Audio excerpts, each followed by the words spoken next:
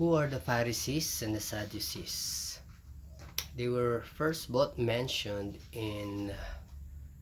them were first mentioned in Matthew chapter 3 verse 7, wherein Matthew introduced their characters during one of the baptism of John the Baptist or John the Immerser. So, simply put, ang Pharisees and Sadducees are the many or some of the many Jewish sect during the first temple period po. So, apat nga po yung most prominent, and two are mostly mentioned in the New Testament. The Pharisees, the Sadducees, you have the Essenes, from whence you get the Qumran community in the Qumran scrolls or the Dead Sea Scrolls, and then you have the Zealots, and some of the disciples were part of that organization. We have one, Simon the Zealot. So, who are the Pharisees and the Sadducees? They are the most prominent amongst the four sect or sekta ng Jewish religion or Jewish faith. Pero kung titingnan natin in history, saan nga ba sila nagsimula? So, during the first temple period, ang Levitical priesthood lamang ang may karapatan na magturo sa tao kung paano i-worship and i-approach ang holy, righteous God. But upon the destruction of the temple, upon the Assyrian captivity and the Babylonian captivity, they were taken out of the land. And sabi ko nga, ang Jewish religion is temple-centric. But after they were taken out of the land and the temple was destroyed, now they become Torah-centric. Born out of the need because there was no temple, they were not in the land. So they focus now, they switch from temple-centric into Torah-centric and the birth of the synagogues. Now, going back to the land, so nag-coexist ngayon yung synagogue and Torah-centric worship and the temple centric worship. So we come in the New Testament, born out of that need because of the captivity.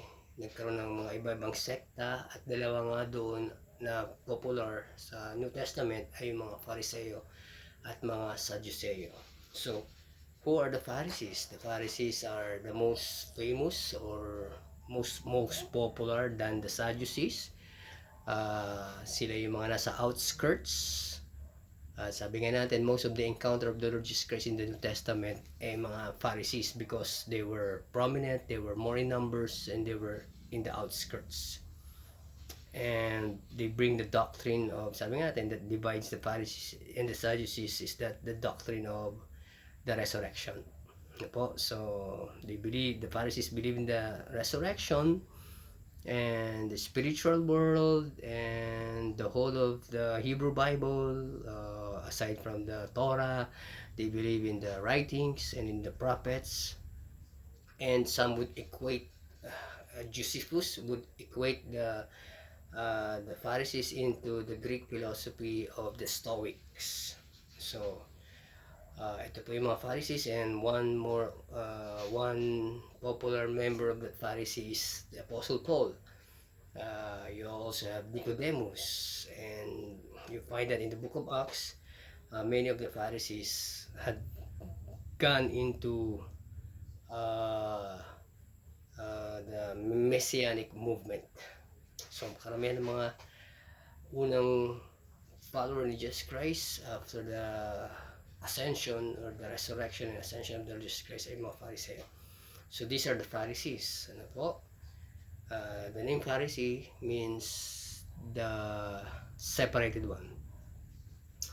And then we come to the Sadducees naman. So they bring the doctrine of they do not believe in the spiritual, the spirit. They do not believe in the resurrection, because they cling only to the Torah, the Pentateuch, the first 5 books. From whence Moses did not mention about the resurrection, as they say, as they hold on to that teaching. So some would equate the Sadducees into the Epicureans, Greek philosophies. Ano po? So The Pharisees are likened into the Stoics, while the Sadducees are likened into the Epicureans. So the Sadducees are the ruling elites, ika nga.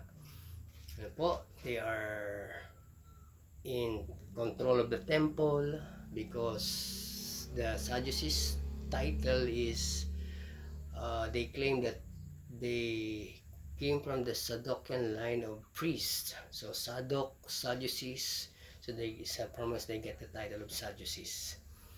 Ano po? So but that is doubted by many Jewish scholars, ano po, if they are really indeed from the Saddocian line of high priesthood. So they are the ones in control of the temple, they are the ones in control of the wealth of the temple, and influence. They are the more influential to the Roman uh, leadership or rulers during that time. But after the destruction of the temple, we find the roots of rabbinic Judaism would have come from the Pharisaic movement. Why? Because the Sadducees, after the destruction of the temple, so they no longer have that clout or influence to the people because the temple is no longer there.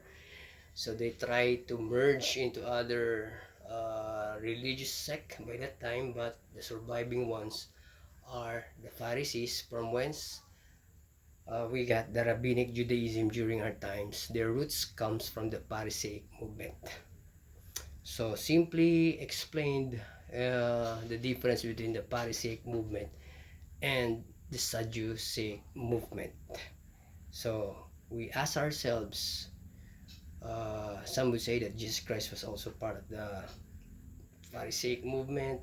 We have the Apostle Paul, we have the Nicodemus, or even Joseph of Arimathea. So the Sadducees were evaporated, or they were eliminated after the temple was destroyed. So the Pharisaic movement is the one surviving and turning it into rabbinic Judaism. So that is the simplest way of understanding who are the Pharisees and the Sadducees. So we ask ourselves, sino ba tayo doon? Are we more of a Pharisee than a Sadducee? No po? So we see in the New Testament that the Pharisees are portrayed as somewhat as the villain, ano po? Pero wag po natin kakalimutan na one famous Pharisee is the Apostle Paul. So not all Pharisees are hypocrites, just as not all believers of Christ are hypocrites. So there are hypocrites and non-hypocrites. So there are good Pharisees and bad Pharisees. So which are we? Are we more of a Pharisee or are we more of a Sadducee? So maraming pong salamat.